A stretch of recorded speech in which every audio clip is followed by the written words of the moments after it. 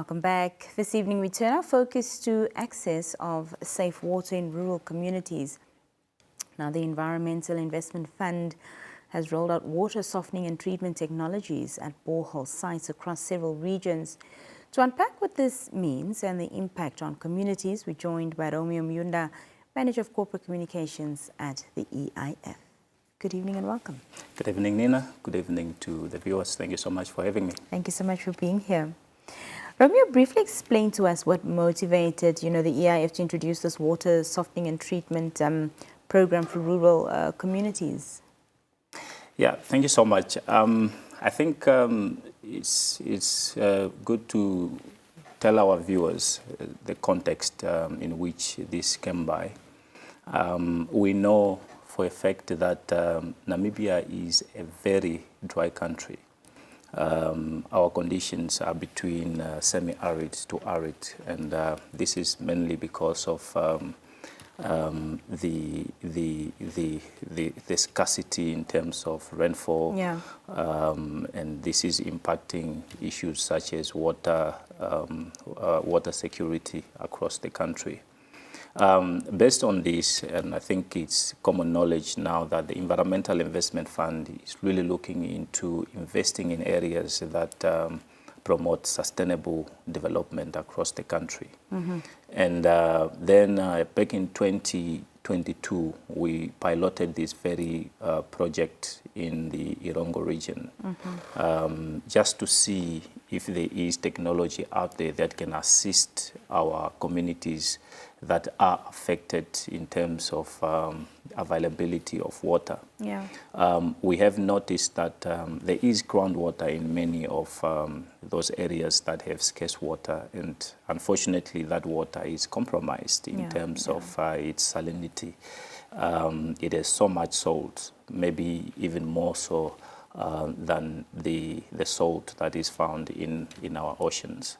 So to assist these communities, we looked around to see if we can find ideas or innovative ideas that can assist them in terms of desalinating this water, treating it so that it is safe for consumption. For consumption. So we partnered with various engineers, local engineers, for the pilot program, and it was a success, that pilot program that we implemented in the Irongo region.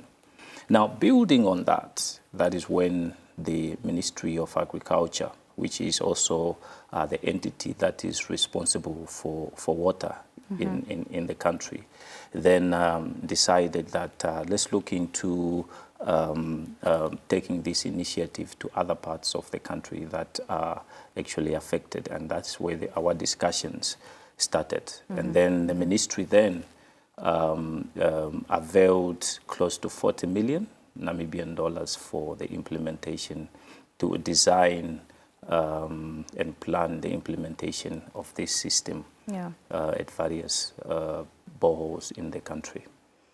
Romeo, groundwater salination has been a long-standing challenge for Namibia. Why is this such a serious issue, particularly for rural and arid areas? Yeah, it's such a serious issue because, number one, it compromises the water quality. And groundwater is a source of water for many Namibians. Like I've mentioned, that given our situation in terms of the climate, we are more vulnerable in terms of the challenges and provision of potable water to our communities. So groundwater becomes the alternative source, maybe the only source in other areas. But of course, this water is compromised, so we need to improve its quality.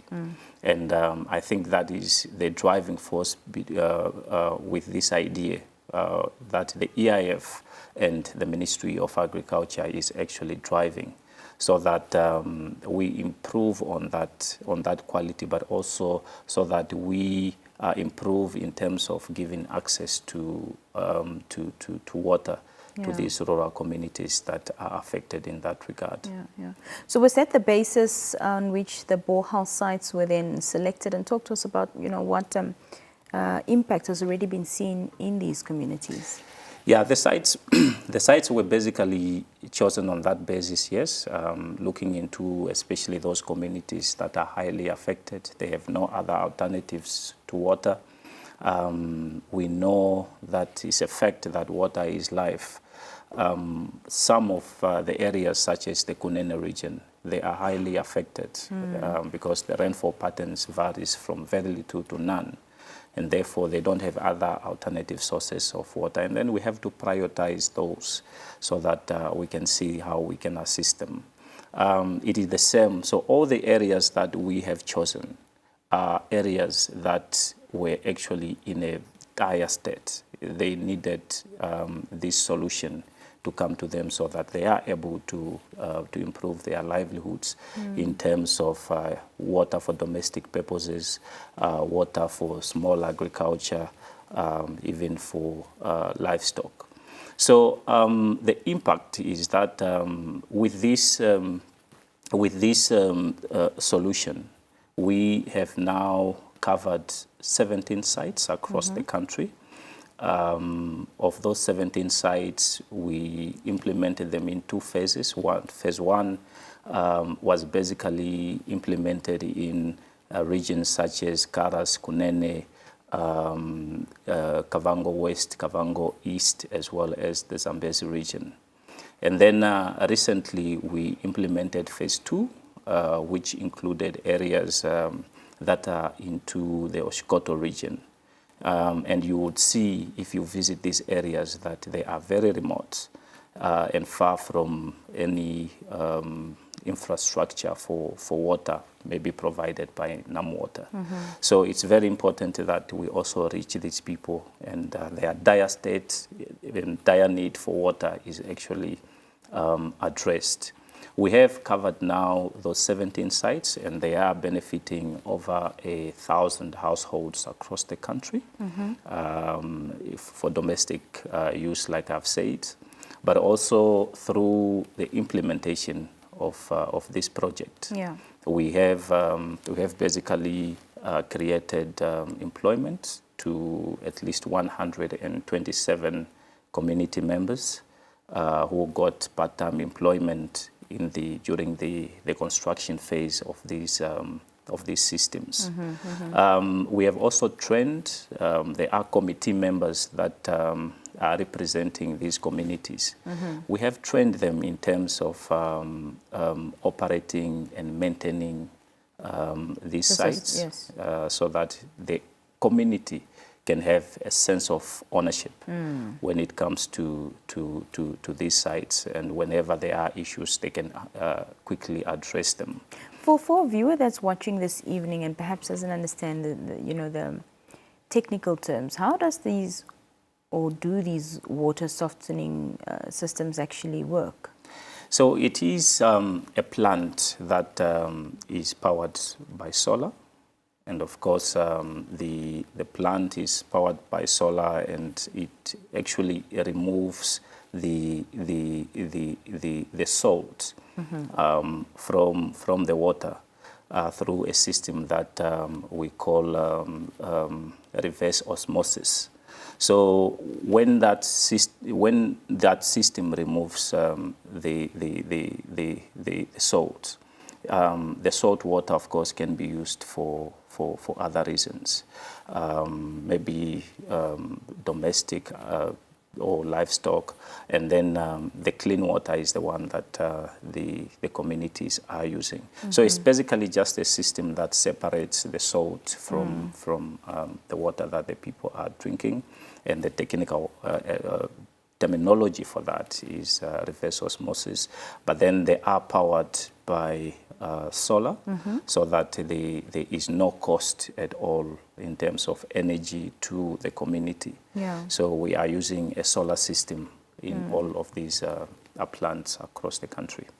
Beyond the access to clean drinking water, Romeo, what wider benefits has this project brought, to households and farming activities and just local livelihoods? Yeah, I think I got an opportunity to visit some of these sites, and I could see how people would really walk distances to fetch water. So in terms of access and potable water, I think that is one of the biggest impact that we are proud of from the EIF, that people are able to access water at very close proximities. We have seen young children that are coming from school, straight from school. They have these containers of water to walk long distances. So it improves also on the quality of education because these learners are able to get water nearby, and they don't have to walk long distances and so on. But apart from that, the system, like I've mentioned, it's benefiting 1,000 people.